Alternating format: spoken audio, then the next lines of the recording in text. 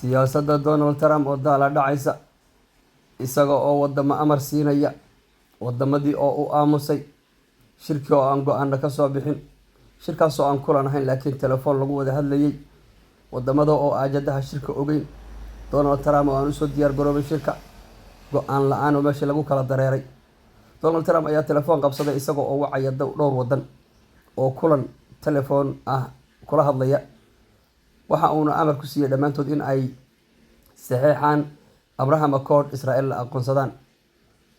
kadibna haddii ayan sidaas samaynin waxa uu uga hanjabay in uu Iran dagaalka iyo weerarka ku sii wadayo iyaduna ay iyaga burburin doonto oo garaaci doonto haddii uu iyada weeraro run ahaantii wadamadaasi waxaad moodaa iyaga oo aan soo ballamin in ay dhamaantood kaga jawaabeen jawaab la yaab leh oo adduunyada aan weligeed hore uga dhicin dhamaantood way u aamuseen telefoon baa lagu wada hadlayay silent baa qabsaday meeshii waa loo aamusay Donald Trump ayaa yaabay kadibna waxa uu bilaabay inuu yiraahdo hello miyay haddii aad ku jirtaan oo aydan ka bixin ii jawaaba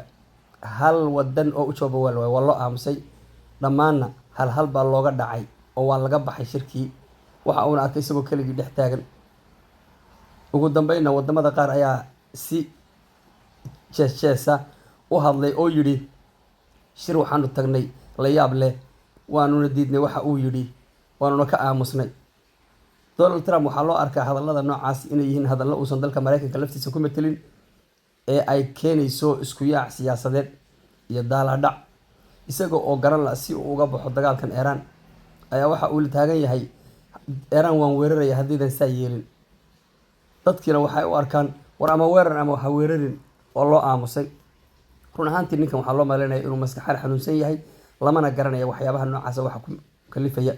inkasta oo la aaminsan yahay maskaxdiisan aynu la yaabanahay in ay ka dambayso maskax ka sii waalan oo Netanyahu la yiraahdo oo waxa uu doono ku fikira oo dalkii Israa'iil ama shacabkii Israa'iil la weerariyay Israa'iiliintu waxay soo arkaan dal bariga dhexe ka mid ah laakiin ma aaminsana inay nabadgelyo kula noolaadaan dadka bariga dhexe waxa ay doonayaan in ay sii faafaan waxa ay doonayaan in wadamadaas hubkooda iyo dhaqaalahooda burburiyaan waxa ay doonayaan in Mareykanka isticmaalaan dadkii Mareykankuna baraarug weyn ay hadda dareemeen oo ah in ay dagaal iskaga jiraan aan dhamaanaynin dagaal ujeedada la'aan dagaal wiilashoodu ku dhimanayaan hubkooda iyo dhaqaalahooda ku burburayo saaxiibadood ay ku weynayaan dhaqaalaha adduunka lagu dhaawacayo samcadoodii hoos ugu dhacayso sababta dhabta ah lama garanayo marka runtii shirkaasi wuxuu ahaa shirkii adduunka ugu foosho xumaa waxbaan kama soo bixin